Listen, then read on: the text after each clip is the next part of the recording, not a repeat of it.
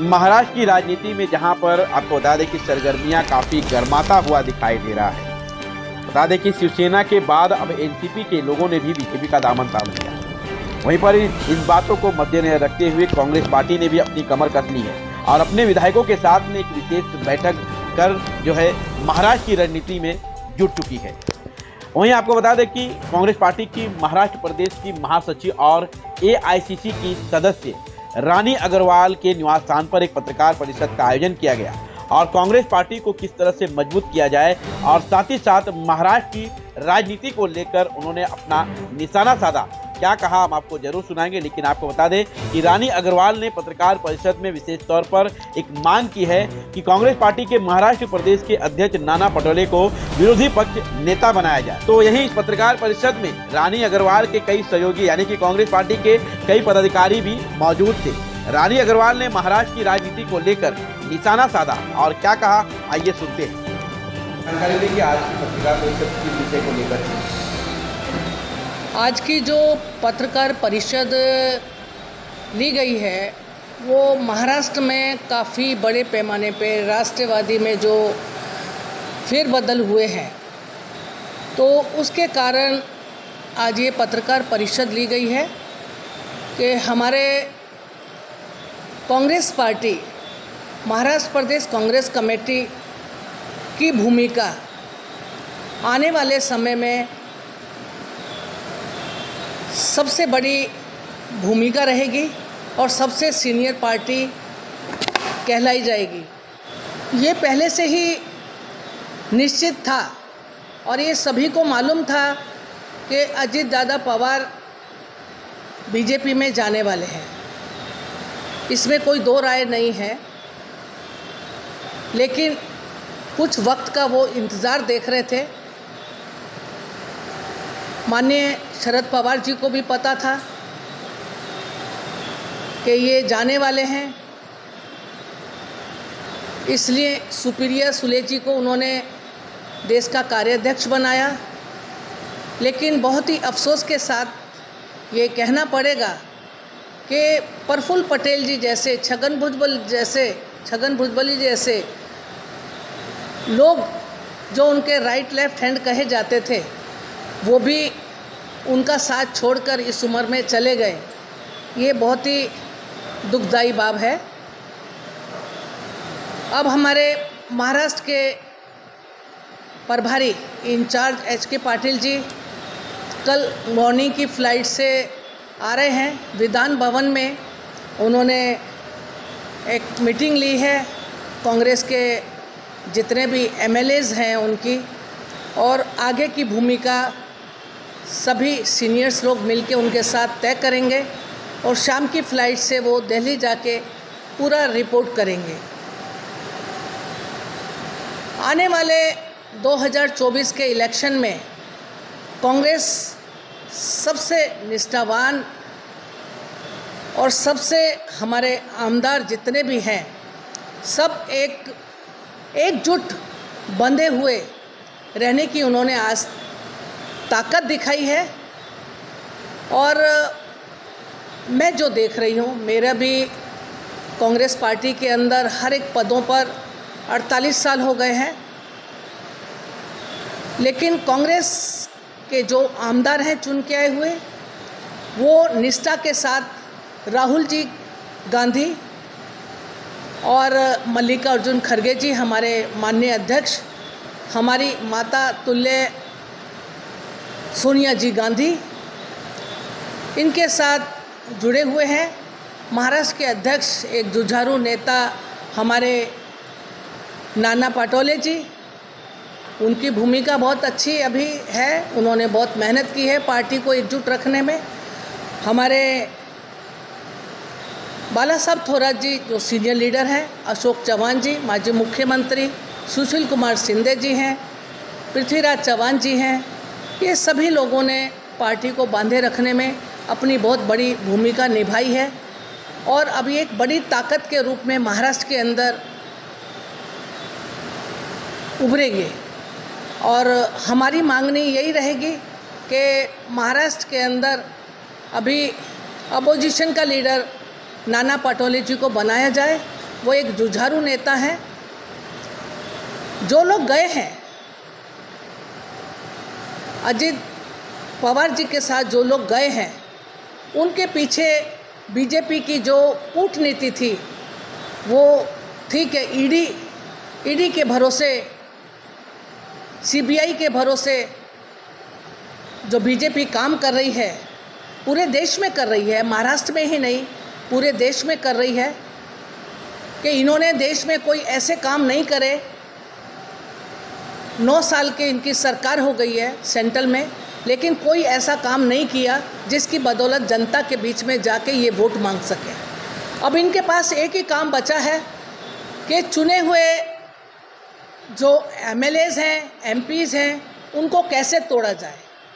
उनको तोड़ने की यही है कि इनके पास प्रणाली के सीबीआई और ईडी इनके पीछे लगाई जाए और इनको तोड़ा जाए और वहाँ पर अपनी सरकार का गठन किया जाए।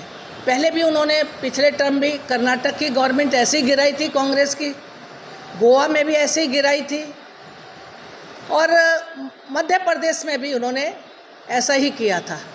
लेकिन जैसा ये अभी कर रहे हैं, भारतीय जनता पार्टी की सरकार जो कर रही है वो जनता के बीच में जग जाहिर है। हमारे प्रिय नेता राहुल जी गांधी, इन्होंने जो अभी भारत जोड़ो यात्रा 3570 किलोमीटर कन्याकुमारी से कश्मीर तक जो निकाली है, भले ही ये पार्लियामेंट में किसी की बात ना सुने, हमेशा इन्होंने अपने दिल की बात जनता को सुनाई है। लेकिन जनता क्या चाहती है देश के अंदर, वो इन्होंने कभी नहीं सुना। वो सुनने के लिए राहुल जी ने भारत जोड़ो यात्रा निकाली। हाथ से हाथ जोड़ो यात्रा पूरे देश के अंदर कार्यकर्ताओं ने डिस्ट्रिक्ट वाइज की, जिससे पूरे देश के छोटे से छोटे तबका, कोई भी जाति धर्म का इंसान, उनको अच्छी तरह समझ में आ गया है कि देश में सिर्फ कांग्रेस ही की सत्ता आएगी तभी देश चलेगा। इनके बस की देश चलाना, भारतीय जनता पार्टी के बस की देश चलाना नहीं है। आज छोटे से छोटे तबके के लोग भूखे मर रहे हैं, उनके बच्चों को खाना खिलाने के लिए उनके पास पैसा नहीं है। आज हमारा देश त्राही त्राही हो रहा है। आज एजुकेशन के ऊपर इतना एजुकेशन, आज बच्चों के लिए जो एग्ज़ाम दे के पास हुए हैं उनको एडमिशन के लिए पैसा नहीं है। एक आम आदमी, एक देश का आम नागरिक अपने बच्चों को किस तरह से उच्च शिक्षा देगा। इनके पास सिर्फ हम दो और हमारे दो, इसके सिवा उनके पास देश में उनको कुछ भी नज़र नहीं आता।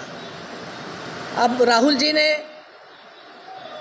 जो हमने एकजुट होके कर्नाटक में कांग्रेस पार्टी ने हमारी जो इलेक्शन लड़ा, उसमें पूरी जनता, पूरी देश की जनता ने देखा कि बहुत सारे मुद्दे उन्होंने उठाए।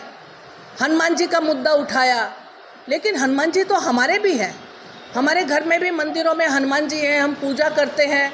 श्री राम जी की भी पूजा हम करते हैं। इसका मतलब ये नहीं है इन्होंने कोई रजिस्टर्ड नहीं करा के रखा है। भगवान के हर इलेक्शन में ये राम मंदिर, राम का मुद्दा, हिंदुत्ववाद, जातिवाद पे इन्होंने जो देश को बांटा है, ओबीसी, एससी, एसटी, माइनॉरिटी, हमारा मुस्लिम समाज, इस सब लोगों को इन्होंने अलग अलग उसमें बांट दिया है और डर बताते हैं कि तुम्हारा देश की नागरिकता बताओ। देश की नागरिकता, देश में पीढ़ियों दर पीढ़ी रह रहे हैं यहाँ पर, अब उसमें देश की नागरिकता बताने का कारण क्या?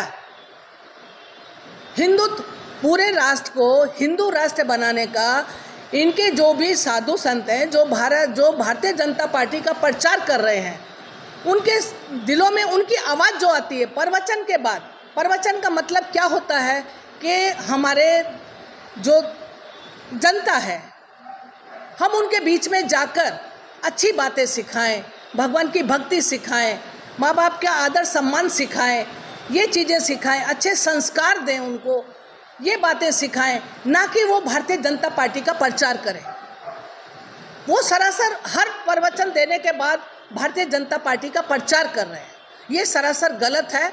ये हमारे देश की जनता ने जानना चाहिए, सीखना चाहिए, और आने वाले इलेक्शन में 2024 में ये जनता उनको बता देगी कि कांग्रेस क्या है और भारतीय जनता पार्टी क्या है।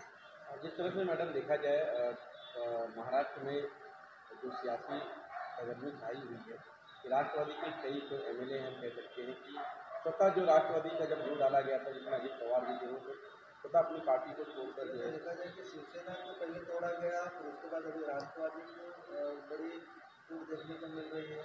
क्या कांग्रेस भी इस बात से डरी हुई है, इसलिए अपने सारे एमएलए को इकट्ठा कर रही है? नहीं, कांग्रेस डरी हुई नहीं है, और कांग्रेस का एक भी आमदार किधर जाने वाला नहीं है। कांग्रेस की एक विचारधारा है।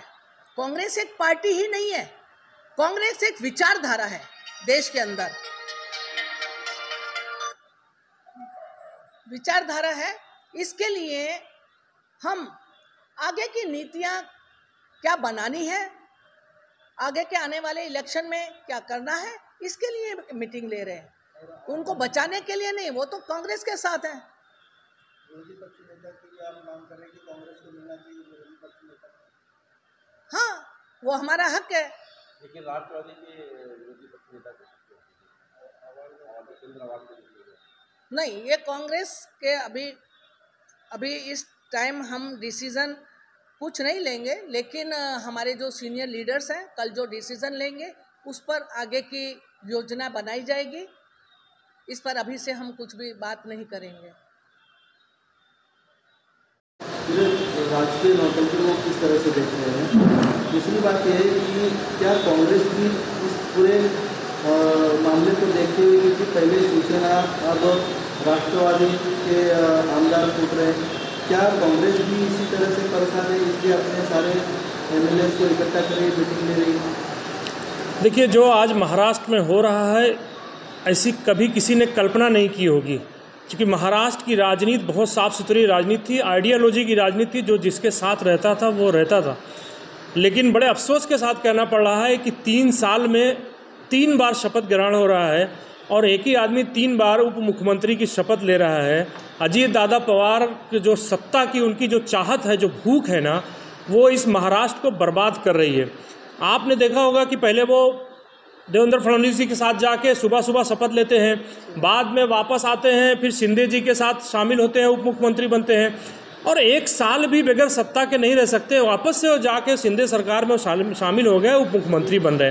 लेकिन दिक्कत क्या है जानते हैं? ये सब खेल जो खेला जा रहा है वो 2024 को लेकर के खेला जा रहा है। ये कोई सिर्फ सत्ता की, महाराष्ट्र की राजनीति की बात नहीं है, क्योंकि पूरे देश में मोदी के खिलाफ जो माहौल बन रहा था 2024 के लिए, तमाम विपक्षी दल जो एक हो रहे थे, उसको कहीं न कहीं से उन्होंने ये सोचा कि इसको हवा निकाला जाए, इसकी काट रखा जाए। इसलिए वो तमाम लोग जिनके ऊपर ईडी का केस था, वो तमाम लोग किरीट सोमैया, हसन मुशर्रफ के ऊपर रोज़ आरोप लगा रहे थे, और आज वही हसन मुशर्रफ उसी भारतीय जनता पार्टी के रहमो करम पे मंत्री बन रहे हैं।